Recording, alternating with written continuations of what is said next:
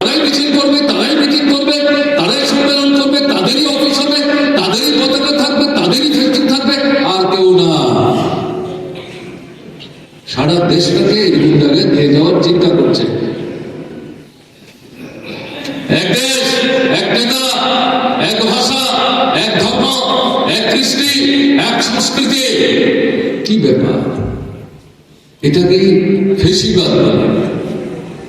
মুখে ভোট, ভোটের অধিকার নাই।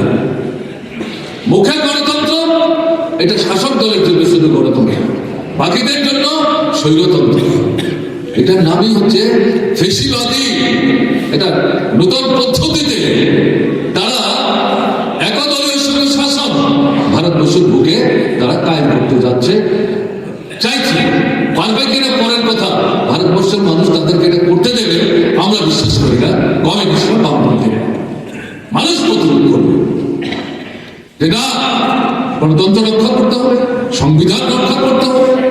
নানা মত, নানা ভাবনা, নানা চিন্তা, নানা দল, নানা ভাষা, নানা বক্তব্য, নানা কর্মসূচি আমরা আমাদের জীবনের অভিজ্ঞতার মধ্যে দিয়ে ঠিক করবো কোন কর্মসূচি গ্রহণ করবো, কোনটা আমরা প্রত্যাখ্যান করবো, কোন দলকে সমর্থন করবো, কাকে ক্ষমতা থেকে হটাবো, কাকে আমরা সরকারে বসাবো, কাকে বসালে আমাদের সমস্যা সুরাহ হবে, তাদেরকেই আমরা তুলে এনে সরকারে বসাবো। এটাই তো গণতন্ত্র। এই জায়গাটা আঘাত করতে চাইছে একদলীয় স্বৈরশাসন কায়েমের মধ্য দিয়ে। এই লক্ষ্যটা এক দেশ, এক ভোটের নামে বাধ্যতা শুনলে মনে হবে খারাপ। কি ভিত্তিহীন যুক্তি উপস্থিত করে মানুষকে বিভ্রান্ত করার চেষ্টা করছে। ভারতবর্ষের মানুষ এতটা